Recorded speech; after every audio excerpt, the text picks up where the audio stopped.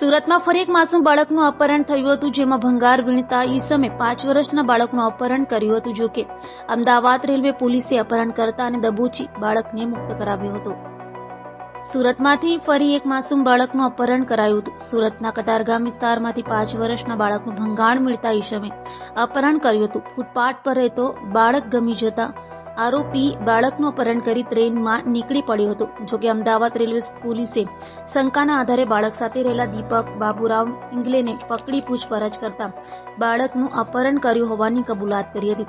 જેથી અમદાવાદ રેલવે પોલીસે આરોપીનો અને અપહૃત બાળકનો કબજો કતારગામ પોલીસને સોંપતા વધુ તપાસ કતારગામ પોલીસે હાથ ધરી છે.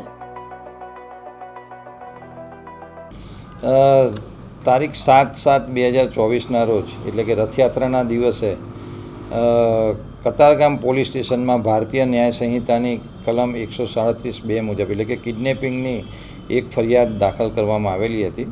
જેમાં જેનું કિડનેપિંગ થયું હતું એ બાળક 5 વર્ષનો હતો. એટલે ગુનાની ગંભીરતા જોઈને કતારગામ પોલીસ તાત્કાલિક હરકતમાં આવી ગયેલી હતી અને કતારગામની ડિસ્ટાફની ટીમ, અમદાવાદ રેલવે તેમજ અમદાવાદના ઝોન 2 એ ત્રણેયની ટીમોને મળીને આ ગુનો ડિટેક્ટ કરેલ છે અને જેનું કિડનેપિંગ થયેલું છે બાળક તથા કિડનેપિંગ કરનાર જે વ્યક્તિ છે તેનું પોઝેશન મેળવવામાં આવેલું છે અને એને અત્યારે હાલની કાર્યવાહી ચાલુ છે આગળની.